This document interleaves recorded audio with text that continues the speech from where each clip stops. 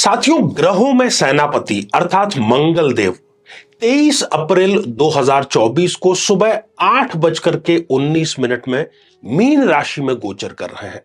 तो यदि जिस किसी भी जन्म पत्रिका में मंगल देव योग कारक हैं, उनको भाइयों का सहयोग भी मिलेगा, शत्रुओं पर विजय भी मिलेगी, भूमि में किए गए निवेश का कई गुना फल भी मिलेगा और जोखिम लेकर के यदि कार्य किया है तो कई गुना रिजल्ट भी मिलेगा। लेकिन यदि जन्म पत्रिका में आपके मंगल देव एक मारक ग्रह की भूमिका में है तो फिर इन सभी परिणामों का ठीक उलट अर्थात नकारात्मक आपको परिणाम मिलेगा। तो सभी प्रकार के नकारात्मक परिणामों से बचने के लिए आपको नित्य 3 बार हनुमान चालीसा का पाठ अवश्य करना चाहिए।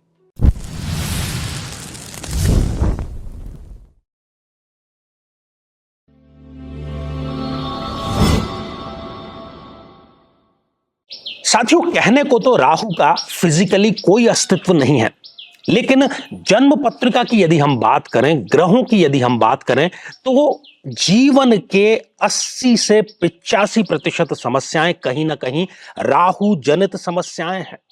ऐसी सभी समस्याओं से यदि आप निजात चाहते हैं, आपकी भी जन्म पत्रिका में राहु की प्लेसमेंट गलत है और अभी आपको राहु की महादशा चल रही है और वो बहुत लंबी महादशा होती है। यदि आप राहु देव की शांति कराना चाहते हैं और राहु की इस महादशा को शांति पूर्वक बिताना चाहते हैं तो जरूर भाग लीजिए 8 मई 2024, जो कि देव पितृ कार्य अमावस्या है और राहु शांति के लिए एक सर्वोत्तम अवसर है। जरूर इसमें आप भाग लेकर के राहु शांति भी कराएंगे और अपनी जो महादशा है उसको शांति पूर्वक बिताने में यह आपके लिए मील का पत्थर अवश्य साबित होगी।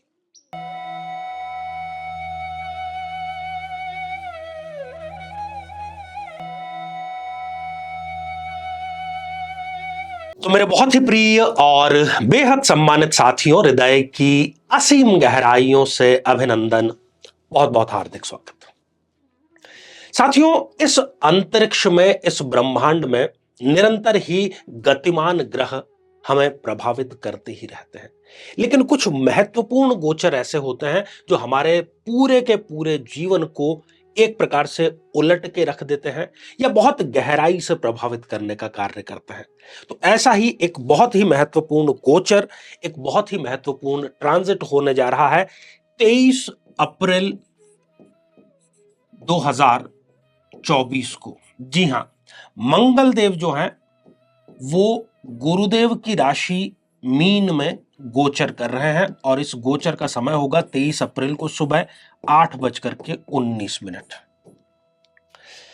अब गोचर क्या है? जो निरंतर चलता है उसको गोचर कहते हैं, लेकिन महत्वपूर्ण जब वो ट्रांजिट करता है, ट्रांजिट या गोचर का अर्थ निरंतर उसका घूमना। कई लोग ये प्रश्न पूछते हैं कि आचार्य जी, गोचर का क्या और कैसा प्रभाव पड़ता है? तो बहुत सिंपल सा आप सिद्धांत इसको समझ लीजिए कि आपकी जो मूल लग्न पत्रिका है, जिसको आप जन्म पत्रिका कहते हैं, उसमें जो ग्रह आपका जिस प्रकार का विद्यमान है, यदि योग कारक है, शुभ है, तो आपको गोचर का शुभत्व वाला और सकारात्मक परिणाम मिलेगा। इसके ठीक उलट यदि कोई ग्रह आपकी जन्म पत्रिका में मूलतः नीच राशि का है, बिगड़ा हुआ है, तो जब भी उसका गोचर होगा तो वो आपको नेगेटिव परिणाम ही प्रदान करेगा। बिल्कुल सिंपल सी ये थियरी है। तो इसको हम समझ लेते हैं। सबसे पहले हम बात करते हैं कि पॉजिटिव किन किन लोगों को ये जो गोचर है वो रिजल्ट प्रदान करने वाला है। साथियों, यदि जिन लोगों की जन्म पत्रिका में मंगल देव कहीं ना कहीं उच्च राशि के हैं, उच्च राशि के कैसे कि आपकी जन्म पत्रिका में जहां कहीं पर भी 10 नंबर का अंक लिखा है, हम यहां पर उदाहरण के लिए लिख रहे हैं, तो 10 नंबर के अंक के साथ में यदि मंगल देव आपके विराजमान है तो हम इसको कहते हैं कि मंगल देव उच्च राशि के हो गए। या मंगल देव केंद्र में या त्रिकोण में कहीं विराजमान है, खासतौर पर इन स्थितियों में, तो ये पॉजिटिव रहने वाला है आपके लिए।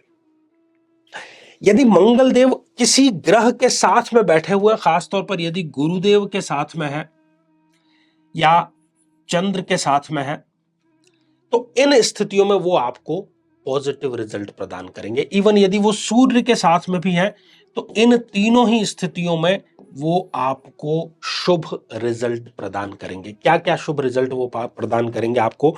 आपको अपने भाइयों से या ऐसे परम मित्र जिनको कि आपने भाई का दर्जा दिया हुआ है, उनसे कोई ना कोई बड़ा लाभ आपको जरूर मिलेगा। शत्रुओं से यदि आपका कोई बैर चल रहा है तो उसमें आपकी विजय श्री यहां पर सुनिश्चित होने वाली है। भूमि से संबंधित कोई विवाद है, पैतृक संपत्ति से संबंधित कोई विवाद है, तो उस विवाद में आपकी विजय श्री सुनिश्चित करेंगे। इवन आप कितना ही बड़ा रिस्क लेकर के यदि कार्य कर रहे हैं तो उस रिस्क में आपको सफलता सुनिश्चित रूप से जरूर मिलेगी। कोर्ट में यदि कोई मामला चल रहा है उसमें भी आपको विजय श्री जरूर मिलेगी। और जो कार्य लंबे समय से रुके हुए थे उनको गति कहीं ना कहीं ये गोचर जरूर देगा। तो कुल मिलाकर के इन स्थितियों में ये पॉजिटिव रहने वाला है। अब बात कर लेते हैं कि किन लोगों को इस गोचर के माध्यम से नकारात्मक रिजल्ट प्राप्त होने वाले हैं। साथियों, जन्म पत्रिका में यदि मंगल देव त्रिक भावों में विराजमान है, मान लीजिए कि इस छठे भाव में विराजमान है या इस 8वें भाव में विराजमान है या इस 12th हाउस में विराजमान है, या कहीं ना कहीं वो नीच राशि के हो गए, अर्थात जन्म पत्रिका में जहां कहीं पर भी 4 नंबर का अंक लिखा है और उस 4 नंबर के साथ में लिखे हुए, तो कर्क राशि में मंगल देव जो है वो नीच राशि के कंसीडर किए जाते हैं। या मंगल जन्म पत्रिका में कहीं ना कहीं राहु के, केतु के, शनि के या बुध के साथ है, इनके साथ में मंगल देव की कभी बनती नहीं है। तो इन सभी स्थितियों में जो अभी आपको मैंने सकारात्मक परिणाम गिनाए हैं उसके ठीक उलट परिणाम ये ट्रांजिट आपको देने वाला है। अपने ही भाइयों और भाई तुल्य जितने मित्र हैं उनसे कोई ना कोई दगा आपको मिल सकती है। विवाद यदि चला आ रहा है तो वो विवाद का फैसला आपके विरुद्ध आ सकता है। शत्रु आप पर हावी हो सकते हैं और यदि बहुत बड़ी रिस्क उठा करके कोई कार्य आप कर रहे हैं तो उसमें आपको असफलता मिलना सुनिश्चित है। कोई बहुत ही बहुमूल्य वस्तु जो है वो चोरी जा सकती है। हथियार से किसी प्रकार का आपको जो चोट है वो लगने की पूरी संभावना है। गाड़ी बहुत सावधानी से आपको चलानी चाहिए और बहुत अच्छा खासा कार्य जो चल रहा है उसमें रुकावट की स्थिति यहां पर स्पष्ट रूप से देखी जा रही है। आपको ऐसा लगेगा कि बस ये कार्य करना मेरे लिए बहुत ज्यादा जरूरी है, तो जल्दबाजी में लिए गए जो निर्णय है वो गर्त में पहुंचाने का कार्य करता है, और जिसको हम कहते हैं कि विनाश काल विपरीत बुद्धि, अपनी ही वाणी से, अपने ही गुस्से से अपना ही कार्य खत्म करने का कार्य इस ट्रांजिट में यदि ये सारी स्थितियां हैं तो वो मंगल देव जातक को प्रदान जरूर करते हैं। अब सकारात्मक तो ठीक है, उसके लिए कुछ अतिरिक्त करने की जरूरत नहीं, लेकिन नकारात्मक परिणाम यदि आपको मिलने वाले हैं जो कि अभी तक आप समझ ही गए होंगे, तो महावीर हनुमान आपको बचा सकते हैं। आज से ही नित्य प्रातः काल आप ये कसम खा लें कि मुझे 3 बार हनुमान चालीसा का पाठ करना ही करना है, उसके बाद ही मुझे घर से प्रस्थान करना है, फिर आपका कोई भी बाल बांका नहीं कर पाएगा। तो साथियों, आज के लिए केवल इतना ही, और इसी मंगल कामना के साथ में कि आप सभी स्वस्थ, समृद्ध और शांतिपूर्वक जीवन व्यतीत करें। नमस्कार।